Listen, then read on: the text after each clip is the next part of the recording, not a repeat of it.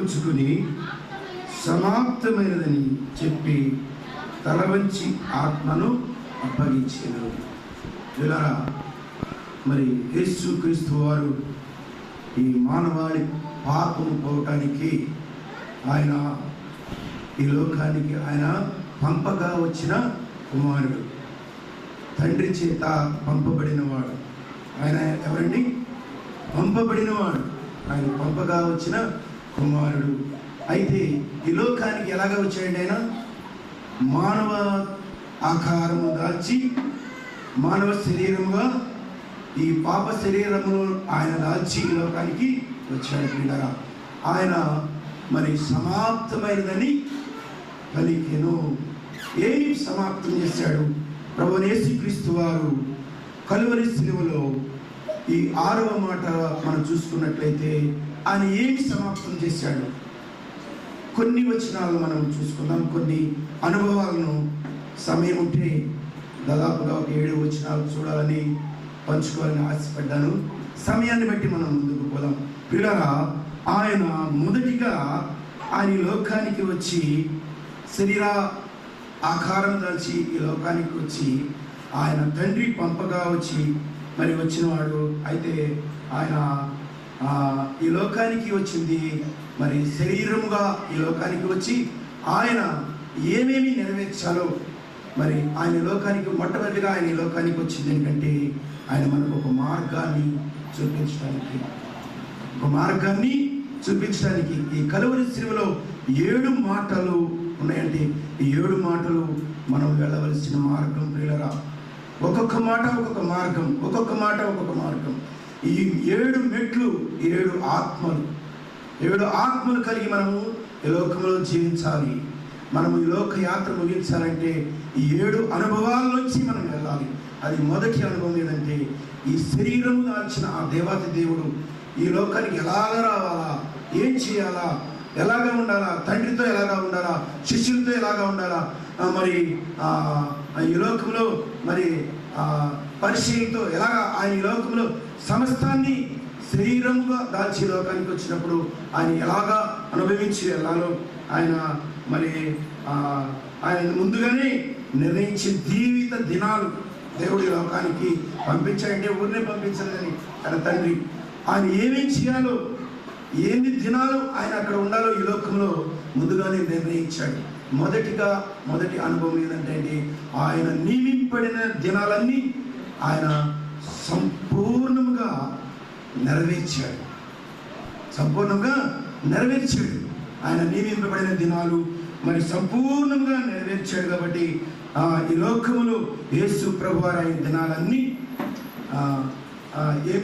ఏమి మరి ముగించాడంటే మరి అన్నీ ఆయన మరి ఎన్ని దినాలు ఈ లోకంలో ఏం చేయాలో, ఎలా గడపాలో ఆ దినాలన్నీ ఆయన మరి నెరవేరుస్తూ సమస్తమును ముగిస్తూ వచ్చాడు. పిల్లరా, మొదటి అనుభవం. రెండవ అనుభవంలోనికి వెళ్దాం. పిల్లరా, మరి ఆయన యేసుని గురించి మరి రెండవ మనం ఏమంటే ఆయన లోకానికి ఎదురు కలువరి శిలువలో ఏం ముగించాడు, ఏమి మరి ముగించాడంటే ఆయన ప్రవక్తల చేత ఏవైతే మరి ప్రవచనాలు అనేవి రాయబడి ఉన్నాయో ఆ ప్రవచనాలన్నీ నెరవేరుస్తూ వచ్చాడు. పిల్లరా, ఆయన లోకానికి మానవ శరీరంగా వస్తాడు. ఆయన సకల ప్రజల పాపాన్ని పరిహరిస్తాడు. ఆయన మరి కలువరి శిలువలో మరి ఒక దోషిగా ఎంచబడతాడు, మరి ఏడవబడతాడు, గుద్దబడతాడు, ముఖం మీద ఉవిమి వేయబడతాడు. మరి అని ప్రవక్తల చేత రాయబడిన ఆ ప్రవచనాలన్నీ ఆయన నెరవేర్చడానికి ఆయన అంగీకరించాడు. పిల్లరా, యేసుని గురించిన ప్రవచనాలు సమస్తము ప్రతి ఒక్కటి కూడా నెరవేర్చబడాలని రాయబడిన ప్రవచనాలని ఆయన కలువరి శిలువలో నెరవేర్చాడు. పిల్లరా, తండ్రిని గురించి నీవు నా గురించి రాయబడిన ప్రవచనాలన్నీ ఆయన మరి సంప్రాప్తము అవే అయిపోయినని చెప్తున్నాడు. అందుకే ఆ మాట పలుకుతున్నాడు. మరి సమస్తము మరి నెరవేర్చబడింది. సమస్తము అక్కడ యేసు చిరక పుచ్చుకొని సమాప్తమైనది అన్నీ ఆయన ఏ లేఖనాలైతే నెరవేర్చబడినవి రాయబడినవి అవన్నీ సంప్రాప్తం చేశాడు దేవుడు ఇలా. కాబట్టి అంత మాత్రమే కాకుండా మూడవదిగా ఆయన ఎందుకు వచ్చాడు ఈ లోకంలో, తండ్రి ఆయన అప్పగించిన చిత్తాన్ని, తండ్రి దేవుని ఈ లోకానికి ఎందుకు పంపించాడంటే ఆయన చిత్తాన్ని నెరవేర్చడానికి. ఆశమెచ్చిగా ఈ లోకానికి ఆయన రాలేదు ప్రియులారా. ఆయన తండ్రి చిత్తము నెరవేర్చుట నాకు ఆహారమైందన్నాడు. మరి ఒక వచనం చూద్దాము. యోహాను సువార్త 6వ అధ్యాయము 38వ వచనంలో ఒక మాటను చదువుదాం. యోహాను సువార్త 6వ అధ్యాయము 30. నా ఇష్టము నెరవేర్చుకున్నట్టుకు ఆయన ఇక్కడికి రాలేదు.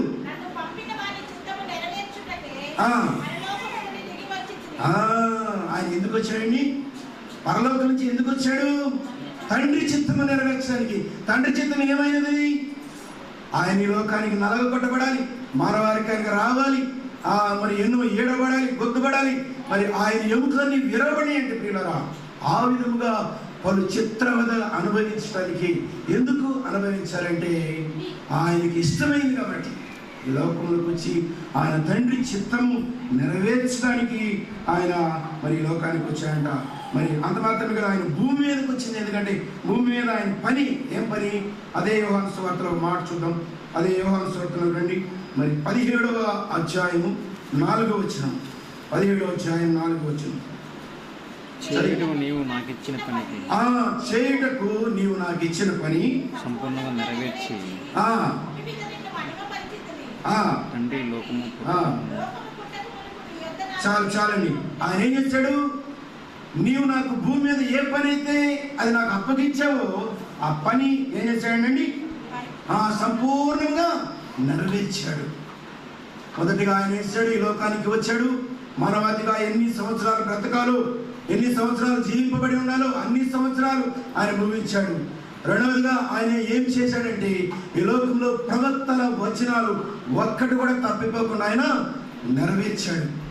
మరి మూడవదిగా ఆయన ఏమైతే ఏం చేశాడంటే ఆయన తండ్రి పని ఏ పని చేయాలని ఈ లోకానికి పంపించాడో ఆ పని సంపూర్ణముగా మరి ఆయనకి ఇచ్చిన పని నెరవేరుస్తూ వచ్చాడు ప్రియులరా. 4వది చూద్దాం ప్రియులరా. రోమిలకు రాసిన పత్రిక 4వది చూద్దాం. రోమిలకు రాసిన పత్రిక 10వ అధ్యాయం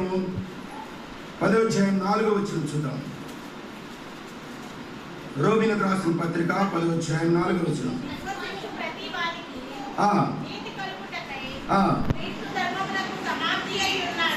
చాలండి. ఈ ధర్మశాస్త్రం అనేది, ధర్మశాస్త్రము అనగా మరి ధర్మశాస్త్రం అనగా 10 ఆజ్ఞలు. మోషే సీనాయి పర్వతం మీద 10 ఆజ్ఞలు తీసుకున్నాడు కదా.